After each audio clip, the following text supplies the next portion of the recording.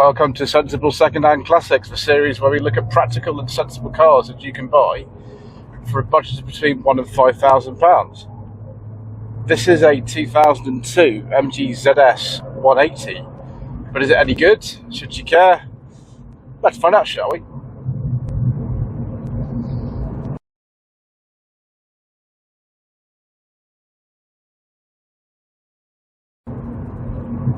The ZS 180 was launched in 2001 and was key to the strategy that MG Rover had as a new company, having been formed just the year before when they bought the MG and Rover interests of BMW for £10. The Rover name was just licensed, so they did own the MG name, and of course they had Longbridge and other bits. And they had the Rover 45 V6. So they decided that they were going to make a more sporty version of 45, which already had a 2-litre V6 of 148 horsepower. So they decided to fit the larger 2.5 V6 from the Rover 75 to this, which develops 177 horsepower. KV6 was launched in 1996 and was originally fitted to the Rover 800. The ingredients of this actually date back to 1992, and were used in various Civics and the car called Honda Demani, which was a Civic-based car only sold in Japan, which eventually formed the basis for both the Swindon Civic and the 400 HHR, which was launched in 1995. The 45 was an evolution of that, and then the MG ZS was kind of a sort of continuation of that as well. Now this engine is quite unusual for a car like this, developing all this power, and 0 to 60 takes, I think, less than 7 seconds in this. I used to own a Rover 45 V6 myself. I had it for 3 years. It was a 2003. Very rare car, even rarer than these things. And this reminds me of it to an extent, but it's actually faster, and with this PG1 manual gearbox, you can make it make some very, very naughty noises indeed. It shifts really nicely. It's not the most torquey engine ever, but it's good. You'll find as well that you can buy your 4-cylinder ZS's. You can buy a 110, that's about 108 horsepower, 4-cylinder 1.6, and then the 120, the 4-cylinder 1.8, 118 horsepower.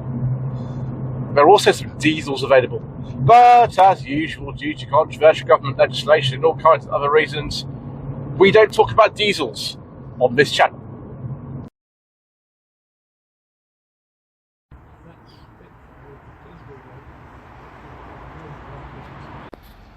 So here we are at the Great British Car Journey in Derbyshire for the Longships Nauticans event, and an opportunity to have a look at this lovely ZS 180. These were launched in 2001 and they are based on the Rover 45, which of course was a facelifted version of the Rover 400 HHR model.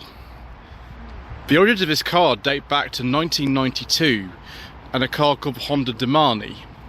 Honda Demani was a version of what's called the EG Civic, which had been launched in 1991, and actually this car does still share quite a few parts with an EG Civic, principally bits of a dashboard, like this vent top of there. It's the same as an EG Civic. What that means is we get double wishbone suspension at the front and multi-link at the rear, so these cars handle really, really well, particularly the ZS 180s that are tuned to have a stiffer chassis than the old Rover 45 V6, like the one that I used to have. These days the ZS 180s are probably a bit more valuable, and they're also far more common than a 45 V6. 45 V6s are exceptionally rare cars, but because they're a less powerful engine and they're an automatic gearbox, people tend to prefer these, whereas I'm more of a Rover 45 V6 person. I prefer the softer suspension, which is still very good, and the automatic gearbox, although the PG1 gearbox in this car is really good. You could get either a big wing or a small wing on the back of these, or both. This one's a saloon. You can also get a hatchback, so that's 180. So I'll put the key in to open the boot. You can also use the internal release. The boot is actually really big on these. It's quite good. This is why actually I'm not saying that this is a not very sensible car, because actually there's lots of practicality to be had. We've got plenty of parts in here actually. Signor Latore looks after this car really well. The engine cover is actually here, so when we look under the bonnet you'll see that actually needs reattaching at some point, but it's fine as it is. The car actually used to have Rover 45 headlamps, which have been removed as well. It's been put back on BMG ZS headlamps, which are a little bit different.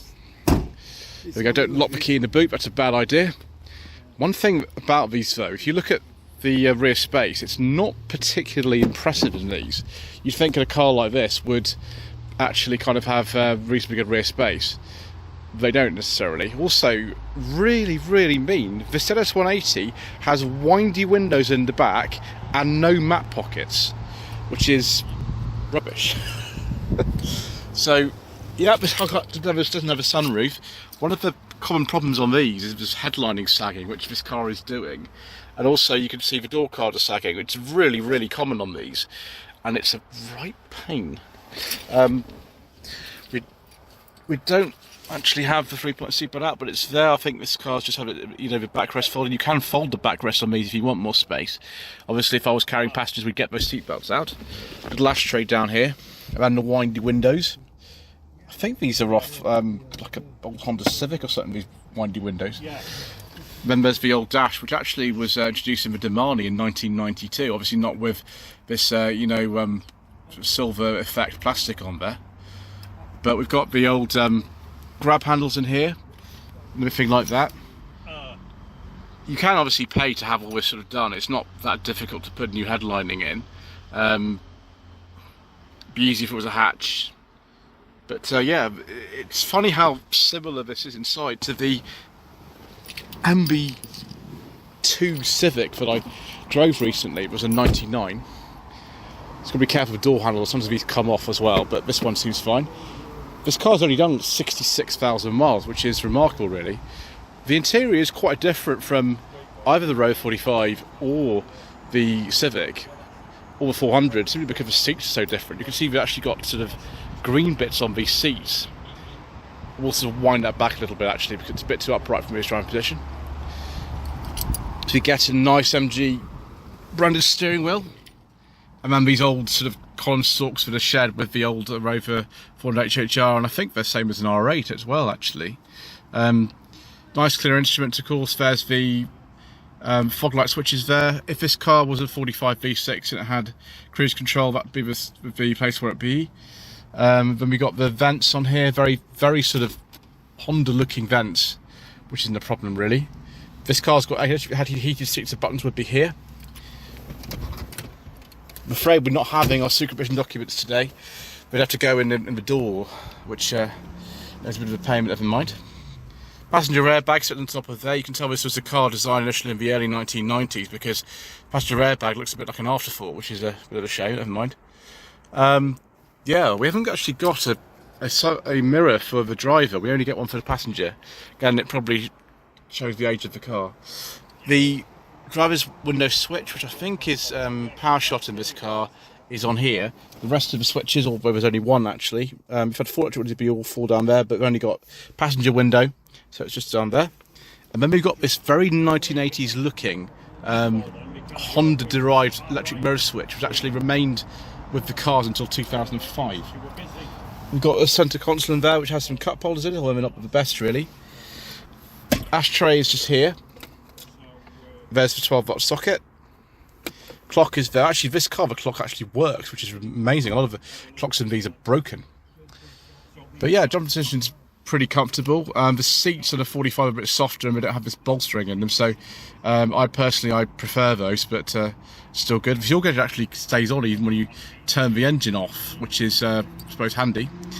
One thing you have to bear in mind when you buy one of these cars, you can see this car's got the earlier Lucas type remote that was replaced in 2003 by the Pectron system. The Lucas electrical systems of these cars are much easier to kind of look after than the Pectron ones, and they are, yeah, they're not good. So you get an Octagon branded key as well. Right, let's have a look under the bonnet, shall we, of this nice Le Mans green ZS 180.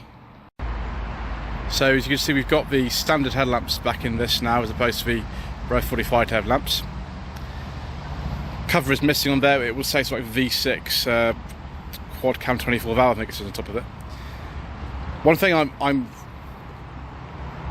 definitely going to get Signor Lloyd to do is just top that coolant up, because these cars are notorious for the thermostat housing, which sits in a little V of the engine there, leaking. I don't know whether this has had the thermostat housing done. I had in my 45 V6 the metal Kaiser thermostat have housing fitted, which is an aftermarket solution to the problem of them leaking. You also got to remember, these cars have 3 cam belts. Yes, 3 cam belts. They need to be done every 6 years, or I think 70,000 miles. And this car has had them done fairly recently, so that's good. Just make sure if you buy one of these that that's been done, or you budget in for it being done. It's a minimum of about £600 to do that. So just bear that in mind. Engine's a little bit cramped in here. It's not actually as cramped to work on one of these as in a 75 or a ZT, because the spark plugs actually on the front and the rear are relatively accessible. They're not brilliant, but they are relatively accessible. Unlike on a 75 where the rear ones are really hard to get to. So yeah, we've got some engine mounts in here. This car feels nice and tight to drive, so suspension's all good. I do like the look of these. Obviously I prefer the Rover version, but most people prefer the MG version, and I can see why. I think we need to go out for a little drive again, viewers, because that's what these things are all about.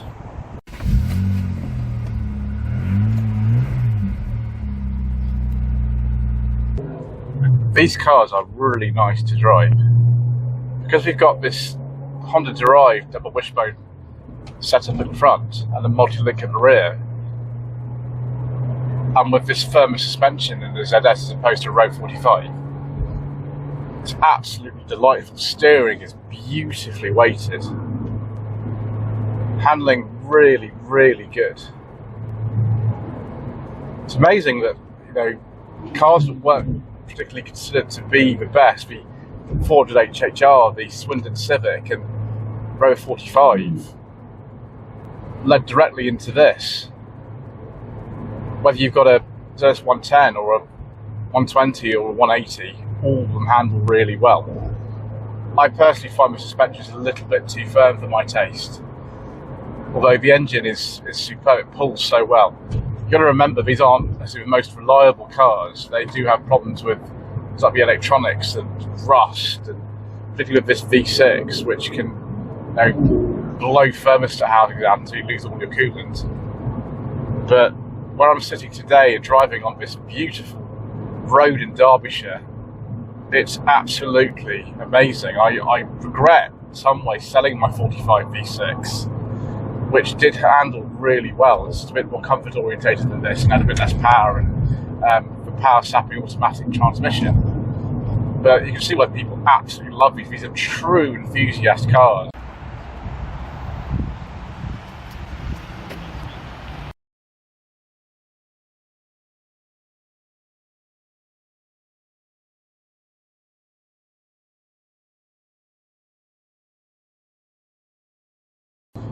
Despite the problems that some of these might have, and this is a nice example, it still requires a bit of finishing off.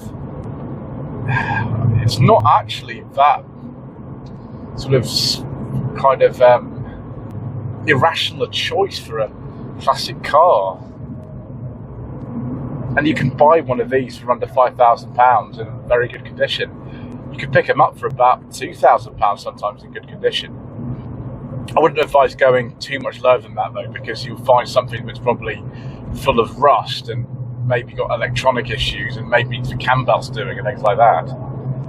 But I am delighted to be in this example today, owned by Signor Lloyd, who is a really enthusiast for British cars, and he's doing his best to keep this one, which had been loaded up for a while before he bought it, on the road and in, you know, frequent use.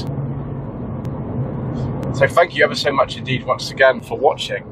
Please don't forget to subscribe to the channel, like this video, leave a comment below, and we shall see you again very soon for some more reasonably priced nostalgic motoring.